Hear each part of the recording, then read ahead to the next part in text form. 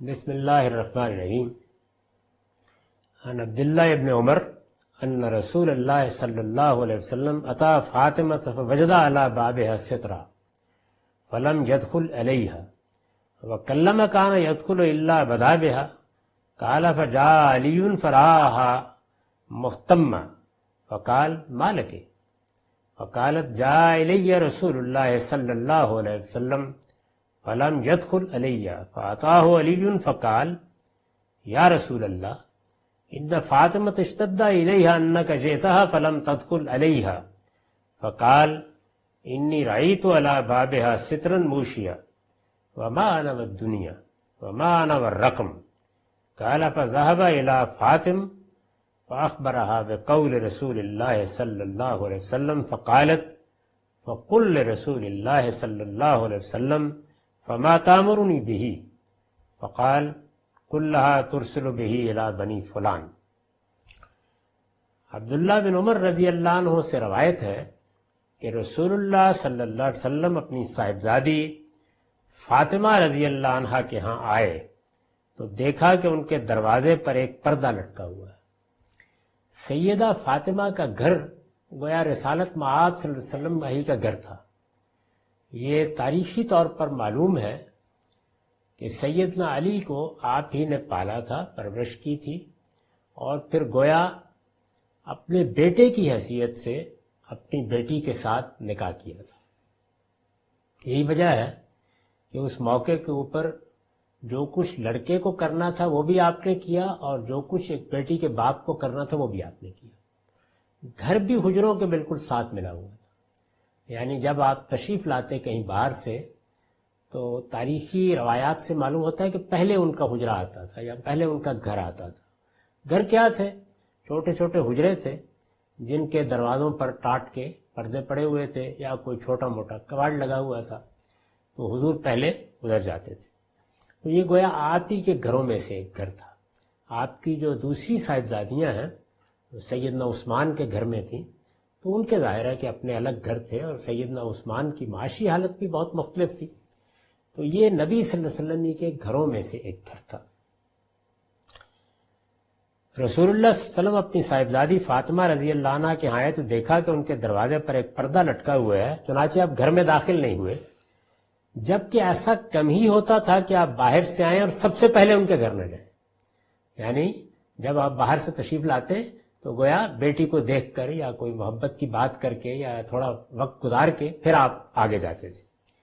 ابن عمر کہتے ہیں کہ اس کے کچھ دیر بعد علی رضی اللہ عنہ آ گئے.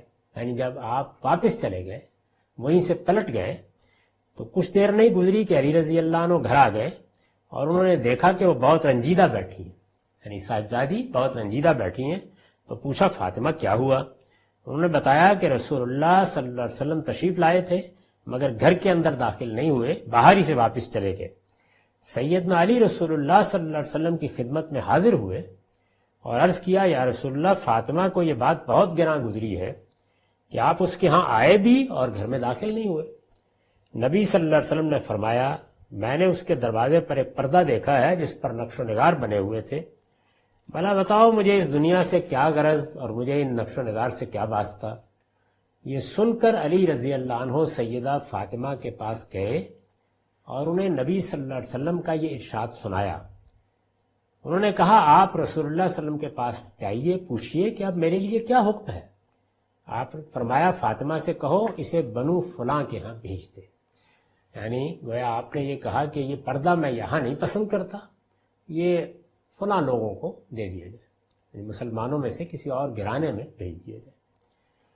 میں اس باب کی روایات کے شروع میں یہ توجہ دلا چکا ہوں کہ رسالت پاک صلی اللہ علیہ وسلم نے یہ جو طریقہ اختیار کیا، یعنی اپنے لیے ایک فقیرانہ زندگی کا، یہ مدینہ آ کر اختیار کیا. مکہ میں آپ کی زندگی ایک متمول تاجر کی زندگی تھی، اور یہ تاریخی روایات سے معلوم ہے. یہاں آ کے اختیار کیا.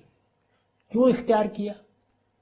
اس کے بارے میں نے وضاحت کر دی تھی کہ اس لیے نہیں کہ یہ چیز آپ کے دین میں مطلوب ہے، یا یہ دین دنیا کی زینتوں کے بارے میں یہ رویہ بتاتا ہے. یہ بات تو قرآن نے واضح کر دی ہے کہ اللہ کی پیدا کی ہوئی زینتیں ایمان والوں ہی کے لیے، ان میں سے کوئی چیز حرام نہیں ہے. صرف اسراف ہے جس سے بچنا چاہیے۔ تو قرآن مجید جب کسی چیز کو اصول میں واضح کر دے تو ہمارے سامنے جب روایات آئیں گی، واقعات آئیں گے، تو ان کو اس فریم کے اندر رکھ کے دیکھا جائے گا کہ ان کا کیا محل ہے، اس محل کو متعین کیا جائے گا، تب وہ چیزیں قابل قبول ہوں گی۔ کیونکہ یہ لوگوں نے باتیں بیان کی ہیں، آ کے واقعات بیان کیے ہیں، کوئی جملہ نقل کر دیا ہے، کوئی بات نقل کر دی ہے، ضروری ہے کہ اس کو اللہ کی کتاب کے بنائے ہوئے فریم میں رکھ کے دیکھا جائے۔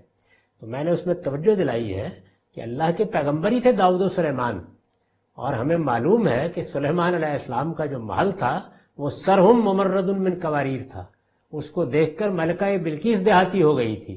تو اس وجہ سے ہر چیز کا ایک محل اور موقع ہے، یہ علی الاطلاق کوئی مذمت کا مقام نہیں ہے۔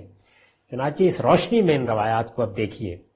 رسالت مآب صلی اللہ علیہ وسلم کا اپنا گھر ہے، سیدہ آپ کے گھر ہی کا حصہ ہے، یعنی آپ کی بیٹی ہیں، تو آپ اس وقت مدینہ میں آنے کے بعد ایک ذمہ داری کے مقام پر، یعنی آپ اللہ کے پیغمبر تھے تو آپ کی ذمہ داری دعوت دینا تھی، پیغام پہنچایا، مکے میں آپ نے یہی کام کیا، یہاں آ کر لوگوں کی ذمہ داری آپ پر آ پڑی، یعنی گویا آپ حکمران بن گئے۔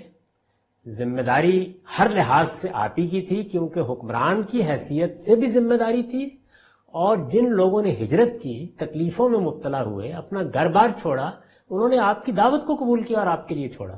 جب وہ مدینہ میں آئے تو آپ نے مواخات قائم کر کے ان کا معاشی مسئلہ حل کرنے کی کوشش کی۔ اس وقت بھی جب بڑی بڑی حکومتوں پر مہاجرین کا بوجھ آ پڑتا ہے تو اندازہ ہو جاتا ہے کہ یہ کتنا نازک کام ہے۔ عام حالات میں کروڑوں لوگ ہوتے ہیں جو اپنی معاش کی جدوجہد کر رہے ہیں، دکان کھول لیا، کہیں بیٹھ گئے ہیں، کوئی کاروبار کر لیا، کوئی ہنر بنا لیا، لیکن جس وقت اس طرح لوگ آتے ہیں، اپنا کاروبار چھوڑ کے آتے ہیں، کوئی راس البال بھی بعض اوقات نہیں ہوتا، اب کیا کیا جائے ان کے لیے؟ چھوٹی سی ایک بستی ہے، یعنی کوئی بڑے وسائل رکھنے والی حکومت نہیں ہے، تو آپ نے ایک تو یہ کیا کہ مواخات قائم کی، لیکن جو لوگ باقی رہ گئے ان کے لیے مسجدی میں ایک چبوترا، جس کو آج کی اصطلاح میں سمجھایا جائے تو مہاجر کیمپ قائم کر دیا۔ یہ ہیں جن کو اصحاب صفہ کہا جاتا ہے، اور یہی لوگ ہیں کہ جن کے بارے میں قرآن نے اپیل کی کہ للفقراء الذین احصروا فی سبیل اللہ، یہ اللہ کی راہ میں گر گئے ہیں اور یہ بالکل فقیر محتاج ہو کے رہ گئے ہیں، ان کی مدد کرو۔ یہ لوگ ہیں جن کی ذمہ داری کے خیال سے رسالت مآب صلی اللہ علیہ وسلم نے فتح مکہ تک کم و بیش 7-8 سال تک اپنے اوپر یہ پابندی لگائے رکھی کہ آپ کے ہاں، آپ کے گھر میں کوئی زینت کی چیز نہیں آئے گی۔ ظاہر ہے کہ یہ پابندی جب انسان لگاتا ہے تو انسان کی فطرت میں جس طرح ضرورت کے داعیات ہیں، اس طرح جمالیاتی حس بھی موجود ہے، اس کے داعیات بھی ہیں، زینتوں کی طرف رغبت بھی ہے۔ کھانے میں انسان اس پہ صرف اکتفا نہیں کر لیتا کہ بس پیٹ بھر لے، اس میں بھی ذائقے تلاش کرتا ہے، تو یہ بڑا ریاض ہے، یہ اپنے اوپر بڑے ضبط کا مقام ہے۔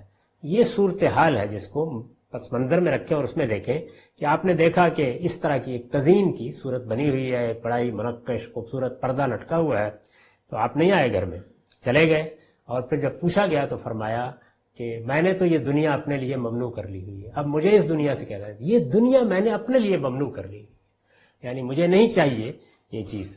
ظاہر ہے کہ اس طرح آپ گویا یہ بتانا چاہ رہے تھے کہ میں نے جو فیصلہ کر رکھا ہوا ہے، میں نہیں چاہتا کہ کوئی بھی چیز اس فیصلے میں کوئی اضمحلال پیدا کرے، وہ میرے گھر میں ہو یا میرے متعلقین کے گھر میں ہو۔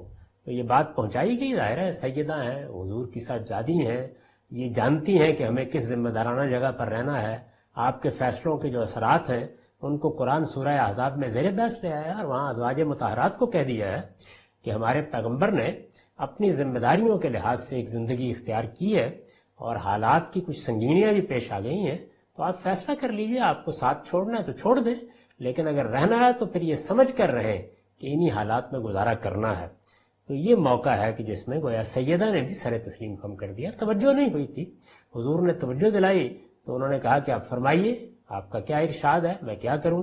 تو فرمایا بنو فلاں کو بھیج دیجیے۔ تو میں نے اس پر نوٹ لکھا ہے کہ یہ جو کہا کہ اسے بنو فلاں کے ہاں بھیج دو، یہ ہدایت بتا رہی ہے کہ عام لوگوں کے لیے آپ اس طرح کی چیزوں کو ممنوع یا ناپسندیدہ، یہاں تک کہ خلاف اولا بھی نہیں سمجھتے تھے۔ یعنی سوال یہ نہیں تھا، اپنے لیے آپ نے ایک فیصلہ کیا، اور یہ فیصلہ ہے آپ کا جس نے ہمیں قیامت تک کے لیے سبق دیا ہے کہ اگر حکمران بنے ہو، لوگوں کی ذمہ داری سنبھالی ہے، تو اس احساس کے ساتھ زندگی بسر کرو۔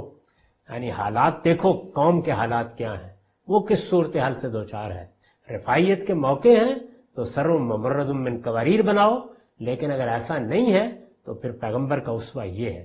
خلفائے راشدین نے اسی اسوے کی پیروی کی، اسی لیے ان کو خلفائے راشدین کہا جاتا ہے، اسی لیے ان کی حکومت کو خلافت علی منہاج النبوہ کہا جاتا ہے۔ وآخر دعوانا الحمدللہ رب العالمین۔